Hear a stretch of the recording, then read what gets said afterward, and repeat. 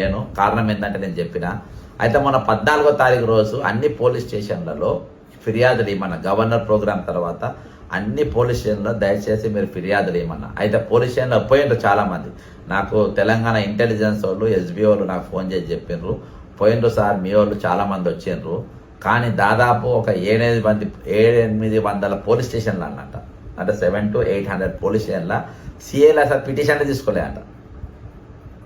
700 నుండి 800 పోలీస్ స్టేషన్లల్లో హెచ్ఎస్ఓలు అంటే స్టేషన్ ఆఫీసర్లు, రిటైర్ అయిన ఉద్యోగులు ప్రభుత్వం మాకు మోసం చేసింది, మాకు టోకెన్ నంబర్లు ఇచ్చింది, మాకు ఇవ్వాల్సిన డబ్బులు మాకు ఇవ్వలేదు, వాళ్ళు వాడుకున్నారు అని చెప్పి ఈరోజు అన్ని పోలీస్ స్టేషన్లలో ఫిర్యాదులు ఇస్తే 700 నుండి 800 మధ్యలో పోలీస్ స్టేషన్లు రిటైర్ అయిన ఉద్యోగుల యొక్క తీసుకోలేదంట.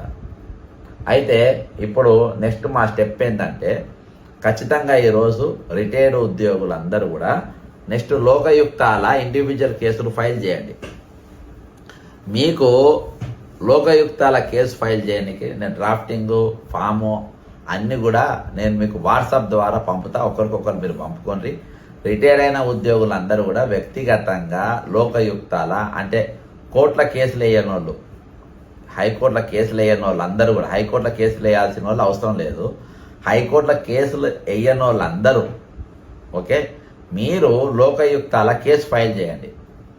ఎట్లా ఫైల్ చేయాలి ఏంది అనేది నేను ఫామ్ 1 ఒకటి ఉంటుంది, ఆ ఫామ్ను మీకు నేను పంపుతా. దాని కింద మీకు టోకెన్ నంబర్లు ఇచ్చినాయి, ఎన్నెన్ని నంబర్లు వచ్చినాయి, మీ రిటర్న్ పైన అన్ని డాక్యుమెంట్స్ అవన్నీ ఎంక్లోజ్ చేయండి. అవి ఒక 4 సెట్లు మీరు తయారు చేయాలి. 3 సెట్లు వాళ్ళు తీసుకుంటారు, ఒక సెట్ ముద్రేసి మనకి ఇస్తారు. 150 రూపాయలు ఫీజు తీసుకుంటారు. దీనికి అడ్వకేట్ అవసరం లేదు, ఎవ్వరు అవసరం లేదు. నేనే మీకు మొత్తం నేను గైడ్ చేస్తా. నేను గ్రూప్లలో మీకు అది ఆ ఫామ్స్ నేను మొత్తం మీకు సప్లై చేస్తా. అది జస్ట్ నింపాలే. లోకయుక్త బషీర్బాగ్ బ్రిడ్జ్ కింద లెఫ్ట్ సైడ్లో పాత బిల్డింగ్ లెక్క ఉంటుంది, రాజ్మహల్ లెక్క ఉంటుంది. అందులో లోకయుక్త ఆఫీస్ ఉంటుంది. అందులో పోయి మీరు పిటిషన్ ఇవ్వండి. పలానా రోజు ఇస్తామంటే అంటే అది పలానా రోజే ఇవ్వాలని చెప్పి నేను చెప్పలేను, ఎందుకంటే అక్కడ వాళ్ళు తీసుకునే ప్రాసెస్ కూడా టైం అంటే కొంచెం ఉంటుంది. కాబట్టి రోజుకు ఒక 10 మందో 20 మందో మీరు పిటిషన్లు ఇవ్వండి. ఇంకోటి ఇవాళ అందరికి కూడా నేను చాలా మీరు విజయం దిక్కు మీరు రిటైర్మెంట్ ఉద్యోగులు నడుస్తూ ఉన్నారు. ఎట్లా నడుస్తూ ఉన్నారు అంటే సుప్రీంకోర్టులో మీరు అందరూ కూడా గత నెల అందరు దాదాపు 12,300 మంది 300 చిల్లర పిటిషన్లు సుప్రీంకోర్టుకు పోయినాయి, రాష్ట్రపతి ఆఫీస్కు పోయినాయి, రిజిస్ట్రార్కు పోయినాయి. ఈరోజు ఢిల్లీలో సుప్రీంకోర్టులో రాష్ట్రపతి భవన్లో ఒక పెద్ద చర్చ జరిగిపోయింది, చాలా పెద్ద చర్చ. ఈరోజు ఇంతమంది ఉద్యోగులను తెలంగాణ ప్రభుత్వం మోసం చేసింది, దగా చేసింది, చీటింగ్ చేసింది అనేది పెద్ద ఎత్తున ఈరోజు చర్చ జరుగుతుంది అక్కడ. అందుకనే మన ముఖ్యమంత్రి గారు బాగా జోక్తా ఉన్నాడు ప్రధానమంత్రి గారిని. గత వారము ఆ రోజు నా ఛానల్లో ఇదైంది కాబట్టి నేను చేయలేకపోయినా బాగా జోక్తున్నాడు, అదైందా. మళ్ళీ ఆయన కూడా బరాబర్ ఇచ్చిండు, నా పార్టీలకు రా అది ఇదని. ఇది అన్ని పార్టీల ఇది మనోడు పనిచేస్తాడు రేవంత్ రెడ్డి అంటాడు. అన్ని పార్టీలతోని ఆయన అమ్మి లెక్క పనిచేస్తూ ఉండు. ఈరోజు వాళ్ళు అన్ని కేసులు దాదాపు ఒక 8,000 కేసుల దాకా ఇప్పటికి నంబర్లు వచ్చినాయి. నాకు నంబర్లు పంపిండ్రు మనోళ్ళు చాలామంది. సార్ నా కేసు రిజిస్టర్ అయింది, నాకు పిల్ నంబర్ వచ్చింది. అయితే ఇవన్నీ కూడా పిల్ కింద కన్వర్ట్ చేసుకుంటారు. అక్కడ సుప్రీంకోర్టులో పిల్ కింద కన్వర్ట్ చేసుకుంటారు. నాకు ఇయాటి వరకు ఒక్క పిటిషన్ కూడా రిజెక్ట్ అయినట్టు నాకు రాలేదు. అందరి కూడా ఓకే అయినాయి, అందరు కూడా తీసుకుంటున్నారు. ఎందుకంటే ఇది 1-2 కాదు, దాదాపు 12,300 ఫిర్యాదులు ఏకకాలంలో ఈరోజు సుప్రీంకోర్టుకు చేరినాయి. ఈరోజు వాళ్ళు చాలా సీరియస్గా దీని మీద పనిచేస్తున్నారు, ఖచ్చితంగా వీళ్ళకు అన్యాయం జరిగింది, వీళ్ళకు న్యాయం చేయాలి అనేది వాళ్ళకు ఉన్నది. ఈరోజు ప్రభుత్వం మీద కమిటెడ్ ఎక్స్పెండిచరు, వీళ్ళు మోసం చేసిండ్రు, వీళ్ళని దగా చేసిండ్రు రేవంత్ రెడ్డి అనేటోడని ఈరోజు చాలా పెద్ద చర్చ ఈరోజు ఢిల్లీలో నడుస్తుంది. ముఖ్యంగా రాష్ట్రపతి భవన్లో కానీ అక్కడ కానీ వచ్చింది. ఇంకోటి ఏంటంటే మనము ఒక దగ్గర ఇవాళ వీళ్ళు ఎంత పెద్ద ఇప్పుడు ఈరోజు తెలంగాణ పాలిస్తుంది ఒక క్రిమినల్ వ్యవస్థ. కాబట్టి ఒక దగ్గర మనం కేసు వేసినాము, హైకోర్టులో నాకు కేసు వేసిండు కాబట్టి నాకు డబ్బులు వస్తాయి, సుప్రీంకోర్టులో నేను వేసిన కాబట్టి నాకు డబ్బులు వస్తాయి, రాష్ట్రపతికి ఇచ్చిన కాబట్టి నాకు డబ్బులు వస్తాయి, తెలంగాణ గవర్నర్ గారికి ఇచ్చిన కాబట్టి నాకు డబ్బులు వస్తాయి అనే ఆలోచన మనం పెట్టుకోవద్దు. ఎందుకంటే ఈరోజు తెలంగాణను పాలిస్తుంది ఒక రాబంధువు, ఒక 79 కేసున్న ఒక క్రిమినల్. ఒక శుద్ధంగా చెప్పుకోవాలంటే ఒక సిగ్గు శరం అనేది ఏది కూడా లేకుండా పనిచేస్తాడు. సిగ్గు శరం అనేది ఈరోజు ముఖ్యమంత్రికి లేదు. ఒకరితో ఒక మాట అనిపించుకోవద్దు, ఒకరితో ఒక మాట తిట్టిపించుకోవద్దు. నేను వాళ్లకు అకౌంటబిలిటీగా ఉండాలి, నేను కమిటెడ్గా వాళ్ళకి పనిచేయాలి, వీళ్ళందరినీ నేను ఆదుకోవాలి, నన్ను వాళ్ళు నమ్మిండ్రు అనేది లేదు. ఎప్పుడు కూడా దొంగ లెక్కనే ఆలోచిస్తాడు. ఎట్లా దొంగతనం చేయాలి, ఎట్లా మోసం చేయాలి, ఎక్కడికి వెళ్ళి ఏం ఎత్తుకపోవాలి, ఇదే ఆలోచన. సాగుకు పోయినా ఇదే ఆలోచన ఉంటుంది, దినాలకు పోయినా ఇదే ఆలోచన ఉంటుంది. ఎక్కడ ఏం అసోంటి ముఖ్యమంత్రి పాలన మన దరిద్రానికి మనకు దాపురించింది. అసోంటోడు కౌన్సిలర్కు సర్పంచ్ కూడా సరిపోనోడు ఈరోజు ముఖ్యమంత్రిగా మనకున్నాడు. అది మన దౌర్భాగ్యం. కాబట్టి ఈరోజు నేను హైకోర్టులో చేసిన కాబట్టి నాకు ఇది అవసరం లేదు, నేను సుప్రీంకోర్టులో చేసిన కాబట్టి నాకు పిల్ నంబర్ అయింది కాబట్టి నేను ఇక ఉద్యమం చేయాల్సిన అవసరం లేదు, ముఖ్యమంత్రి గారు మన పైసలు మనకి ఇస్తారు అనే ఆలోచనకి వెళ్ళి దయచేసి మీరు బయటికి రండి. ఓకేనా? నంబర్ 1. రెండవది ఏంటంటే ఈరోజు మనము లోకయుక్తాలో కేసులు వేయడానికి, అంటే హైకోర్టులో వేయని వారు సుప్రీంకోర్టులో వేసినా పర్వాలేదు, ఇక్కడ వేయొచ్చు. ఎందుకంటే సుప్రీంకోర్టు ఇంకా మన బెంచ్ మీదకి రాలేదు. సుప్రీంకోర్టు వాళ్ళు రాష్ట్రపతి మన ప్రెసిడెంట్ ఆఫ్ ఇండియా గారికి పంపాలని, లేకుంటే మన ముఖ్య ప్రధానమంత్రి గారికి పంపుతారో అక్కడ ఎట్లా చేస్తారో వాళ్ళు అట్లా వర్క్ చేస్తారు. కాకపోతే మనము ఆ కోర్టులో ఒక పిల్ల అయింది, దానికి సంబంధం లేదు. అంటే మన కింద కాలం ఉంటుంది. మీ కేసులో హైకోర్టులో ఎక్కడ నడుస్తుందా అంటే No 1 కింద రాయాలి.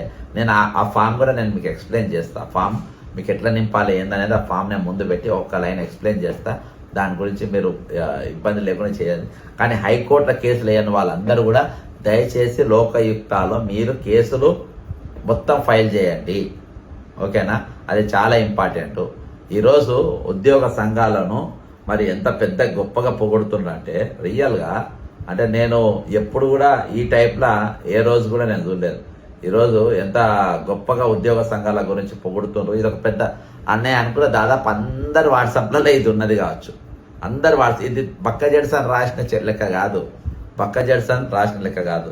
తెలంగాణ రాష్ట్రానికి వచ్చిన మొత్తం ఆదాయం రేవంత్ రెడ్డి గారిది ఒక పేపర్లో వచ్చింది. సరే, ఇది మాట్లాడే ముందు మనం జేఏసీ నాయకుల గురించి, ఉద్యోగ సంఘ జేఏసీ నాయకుల గురించి చాలా అన్ని గ్రూపులలో ఏమని వైరల్ అవుతా ఉన్నదో మనం చూద్దాం ఒకసారి. ఉపాధ్యాయ ఉద్యోగ సంఘాల నాయకులు, జేఏసీ నాయకులు, టీజీఓ నాయకులు,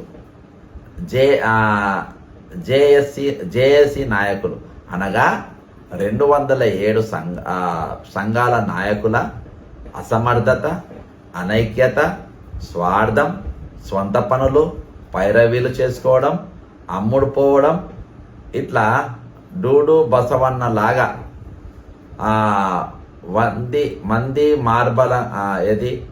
వంది మగదుల్లాగా తలలు ఊపడం, మీటింగులు, ఈటింగులు, కమిటీలు, చర్చలతో కాలయాపన చేయడం కారణంగా ఎన్నో ఏళ్లుగా పోరాడి సాధించుకున్న ఈ క్రింద పేర్కొన్న సదుపాయాలను ఇప్పటి వరకు నష్టపోవడం జరిగింది.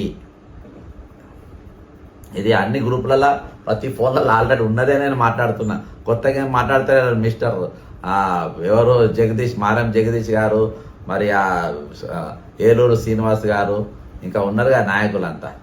ఉన్నత విద్యార్థులు కలిగినందుకు అడ్వాన్స్ ఇంక్రిమెంట్ పోయింది, కుటుంబ నియంత్రణ పాటించినందుకు ఇన్సెంటివ్ ఇంక్రిమెంట్ పోయింది, 2 సంవత్సరాలకు ఒకసారి కుటుంబ సభ్యులతో వాడుకునే leave travel concession out, old age pension పోయి కాంట్రిబ్యూటరీ పెన్షన్ స్కీమ్ రావడం, ఇది అందులో ఉన్నా కానీ అయితలేదు. 3 సంవత్సరాలుగా రిటైర్మెంట్ బకాయిలు రాక వాటిపై సుమారు సాలిగా 10% వడ్డీ కోల్పోవడం మీ వల్ల. 5 సంవత్సరాలకు ఒకసారి పిఆర్సీ ఖచ్చితంగా అమలు కాకపోవడం. ఈ కారణం వల్ల ఇప్పటికై 2 పిఆర్సీలు నష్టపోయాము. తెలంగాణ వచ్చిన తర్వాత రెండవ పిఆర్సి నివేదిక రెడీగా ఉందని కమిటీ వారు ఎప్పుడో చెప్పినా కూడా ఇంకా నివేదిక తెప్పించుకుంటాము, చర్చిస్తాము అంటూ 3 ఏళ్ళుగా కాలయాపన. ఇక దీనిపైన మళ్ళీ ఒక కమిటీ అంటారు రేవంత్ రెడ్డి గారు.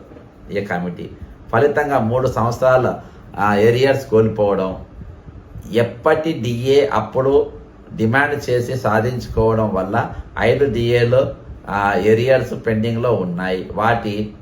వాటి ఏరియర్స్ ఇస్తారో ఇవ్వరో తెలియని సందిగ్ధం. ఈ విధంగా ఏరియర్స్ పై వడ్డీని కోల్పోయాము. బిస్కెట్ కొన్ని సంవత్సరాలుగా వివిధ రకాల బిల్లులు అనగా జీతం మినహా ఇతర బిల్లుల పెండింగ్లో ఉన్న పట్టించుకోకపోవడం, రిటైర్ అయిన రోజే చెల్లించాల్సిన బకాయిలు 3 సంవత్సరాలైన రాక ఆర్థిక ఇబ్బందులతో సతమతం అవుతూ అనారోగ్యంతో 63 సంవత్సరాల వృద్ధాప్యంలో తీవ్ర మానసిక ఒత్తిడి లోనై ఆందోళన గురై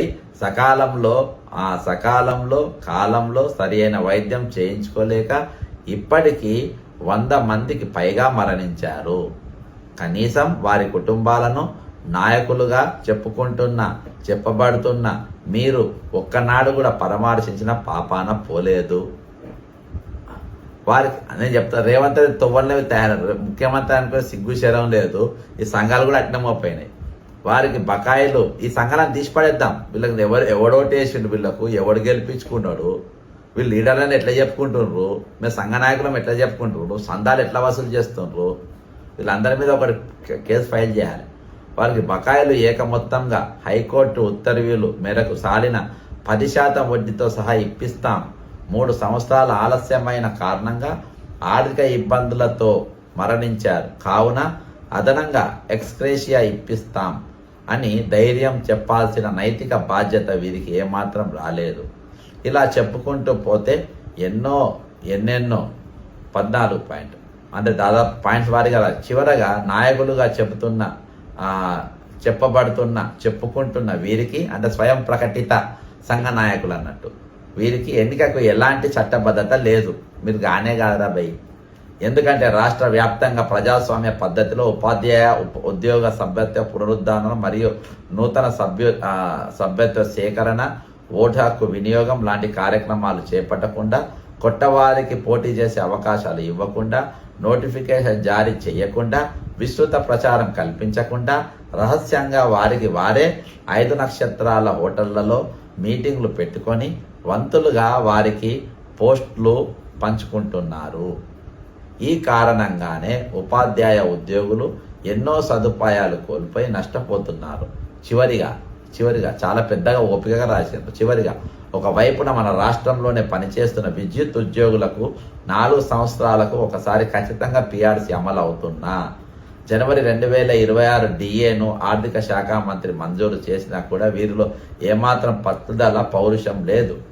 మరోవైపున ఆర్టీసీ కార్మికులు కేవలం 3 రోజుల్లో వారి సమస్యలను పరిష్కరించుకున్నా కూడా అలాంటి పోరాట పట్టిమ చలనం ఏమాత్రం లేదు. మిత్రులారా, ఆర్టీసీ విషయానికి వస్తే ఎందుకని యాక్టివ్గా పోయినా ఇలా శంకర్ అనే కార్మికుడు, శంకర్ అనే ఆర్టీసీ డ్రైవరు ఒకవేళ ఆ రోజు ఆత్మ బలిదానం చేయకుండా చర్చలు లేవు. అందులో కూడా నాయకుడు సేమ్ అశ్వత్థామరెడ్డి అందులో కూడా నాయకులు ఈ తిరిగానే మోపాయినరు. వాళ్ళతో నేను రెగ్యులర్ టచ్ ఉన్నా, ఇది ఉన్నా. దాదాపు అందులో ఇంకొక 400 మందికి ఉద్యోగాలు అక్రమంగా తీసేసారు. చిన్న కేసులు అవి ఎంక్వైరీ తీసుకోక మొత్తాన్ని కొట్టి పడేసారు. అప్పుడు ఎండి సజ్జనర్ గారు ఉన్నప్పుడు బీఆర్ఎస్ ప్రభుత్వం తీసేసారు. వాళ్ళందరినీ తీసుకోవాలి, క్యాపిటల్ పనిష్మెంట్ ఇచ్చారు, డైరెక్ట్ డిస్మిసే. ఇంకోటి, ఆయన చర్చలు లాక్కుంటే ఈరోజు ఆయన ఒకవేళ అంత పెద్ద త్యాగం చేయకుంటే, ఆ రోజు నేను హాస్పిటల్ దగ్గర పోయి కేకలు వేయకుంటే చర్చలే లేవు. శంకర్ గౌడ్ గారు ఆత్మ బలిదానం చేసుకోవడం, దాన్ని సక్సెస్ఫుల్గా నేను క్యారీ చేయడం వల్లనే చర్చలు జరిగినాయి. లేకుంటే చర్చలే లేవు. రాసుకోండి మీరు, చర్చలే లేవు. ఆ రోజు నేను పొన్నం ప్రభాకర్ అని అరవకుంటే, ఆ రోజు నేను గలమెత్తకుంటే చర్చలు లేవు. ఇలా ఆర్టీసీ చర్చలు 2 కారణాలతో సక్సెస్ అయినాయి. ఒకటి, ఆయన ప్రాణత్యాగం. రెండవది, ఆయన త్యాగాన్ని వృధాగా పోకుండా కరెక్ట్ లైన్లో నేను తిప్పడం. దాన్ని వృధాగా పోలించడానికి ఆర్టీసీ ఉద్యోగ సంఘాలు, నాయకులు ఆ దిశగా పనిచేసారు. సైలెంట్గా ఉన్నారు అప్పటిదాకా. నేను పోయేదాకా pin drop silence Apollo hospital దగ్గర మీరు అబ్జర్వ్ చేయండి. కాబట్టి వాళ్ళు సరే ఆ మాత్రం.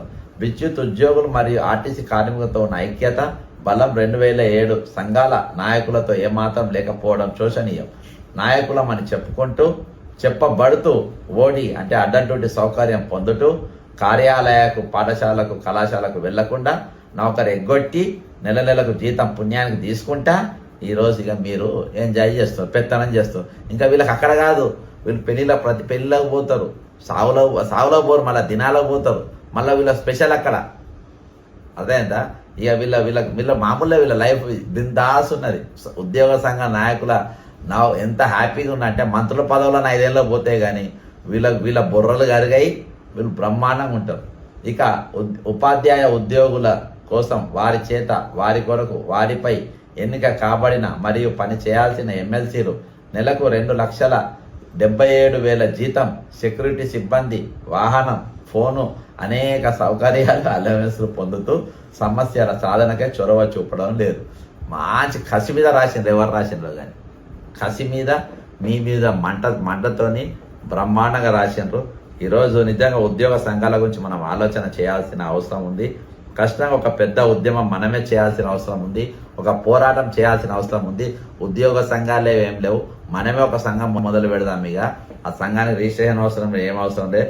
దాని ఆధ్వర్యంలో పోరాటం చేద్దాం. ఉద్యోగులు అందరి తరఫున ఈరోజు మనమే నిలబడే ప్రయత్నం చేద్దామని చెప్పి మిత్రులందరికీ తెలియజేసుకుంటున్నా. అంతేకాకుండా ఇక అవుట్ సోర్సింగ్ ఎంప్లాయీస్ కూడా నన్ను మొన్న